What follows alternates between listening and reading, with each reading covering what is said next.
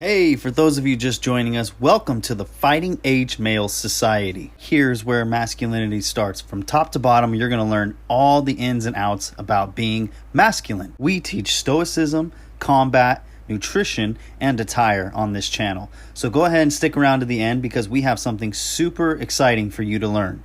What would you do if you had 6 men getting out of one truck approaching you with weapons in hand? Would you run? Would you fight? If you fought, how would you fight? What would be your next step? You see, I was faced with this very exact situation when I was about 17 years old. Let me tell you a story real quick. One day, my buddy and I were at the park with a few other friends, and we had the idea to go get some drinks and bring them back.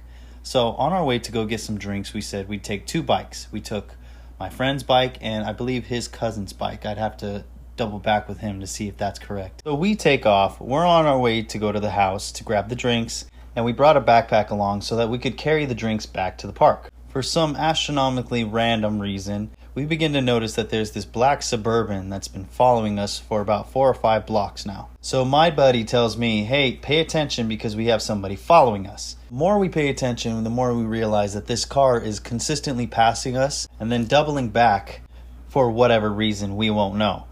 However, as we approach a light, this car pulls up and the back window rolls down real slow like. After the window goes all the way down, we see a head come out and he's smiling. He's got a big grin on his face. Why? I have no idea. So instead of just sitting there and smiling back, we ask him, what's up? As soon as I say that, he reaches back into his pocket, and as he's lifting something up, we prepare for, the worst. However, what this man grabs and throws at us next had us questioning what the fuck was going on. So he pulls out a lint roller and tosses it out the window at the front of the bike. Seeing this, my friend gets a little upset and starts yelling at him. So those two exchange a few words, the car drives off because the light turns green, and we continue on to the house. So now we're at the house, we grab the beers, we throw them in the backpack, and we're assuming that they have already taken off, so we have nothing to worry about.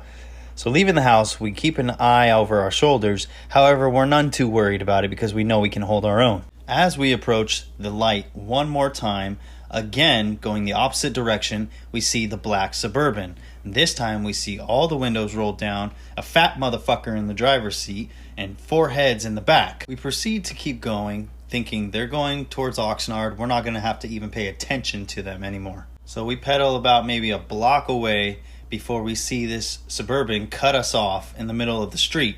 This time they begin to hoot and holler some random shit that we couldn't understand, and as they're hollering at us, my buddy's hollering back. However, we got the bright idea that if they were truly going to do something bad, we weren't going to sit around and just let them. Off to the right, we saw a giant tree. We park the bikes and we get beers out of the backpack. My friend begins to advise me to shake the beers as much as I could. I don't know how many of you have actually shaken a beer and felt how rock hard it gets, but it gets damn near harder than a pig in a whorehouse. As the vehicle approaches one last time, we see them hanging their heads out the window, yelling their neighborhood. So as they're passing by this final time, we begin to huck these fucking beers right at that Suburban. First beer hits the back door, makes a big ass dent. Second beer hits the back door, makes another big ass dent, ultimately leading to these guys getting out of the vehicle about maybe 10 yards down the road. As they get out, we realize just how many people there are. There's not 4 heads in the back with 1 driver. There appears to be 2 people up front, 3 people in the middle, and 2 heads sitting in the back seats. So as these men all pile out of that goddamn Suburban, we begin to think, holy crap, we don't have any weapons. It's just him and I sitting on the side of a fucking road with over 8 people running up at us. 2 of them aren't doing shit, but the other 6 have weapons. Here comes the case in point where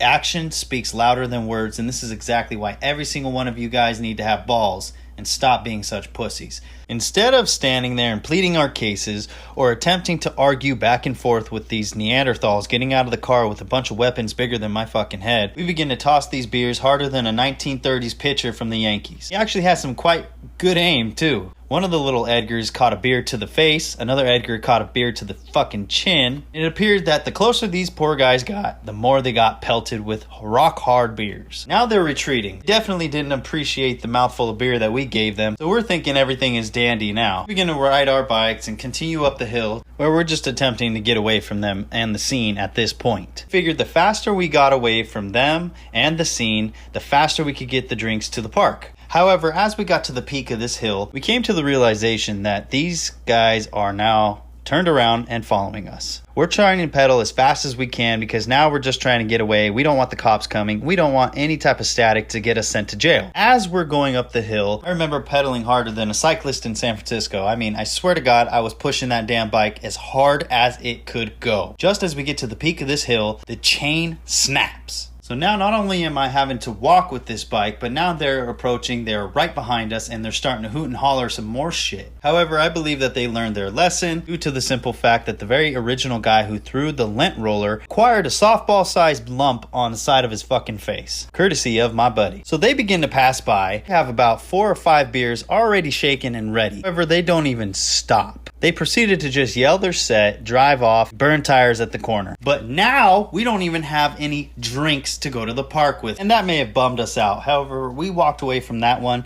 with our asses still intact. So the moral of this story would basically be that the action taking of someone is far more important than listening to their bullshit words and the weapons that they have in their hand, because image isn't always going to be everything. They have some scary words, they may have some scary images in their heads of how they're going to do things, but at the end of the day, it doesn't really matter unless you take action. So this is why I tell most of the guys in the society, they need to be more confident in themselves and more certain of your actions as well. You know, if we weren't certain that we were going to get away from there and keep them away from us, then we would not have been able to yield that type of outcome for that specific situation. Keeping mental resilience in mind, you should always be able to bounce back from an altercation like that, because by the time we got to the park, we barely even brought it up to the homies. The main thing that everybody had an issue with was the fact that we came back without the drinks, which in the end is the only thing that's important. You know, we walked away with our asses, we walked away with our health,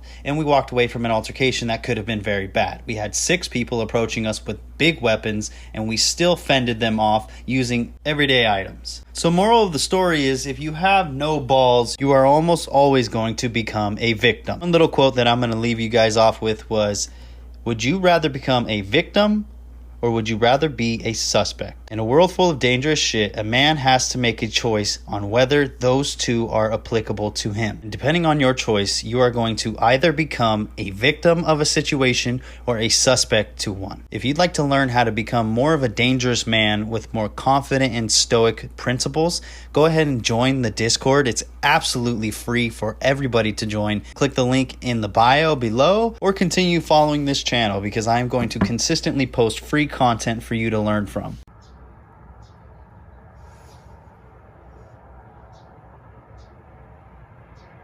Oh. Did you guys like that? Good. I got more content on the way. Don't forget to like, comment, and subscribe below. I just did what I was supposed to do.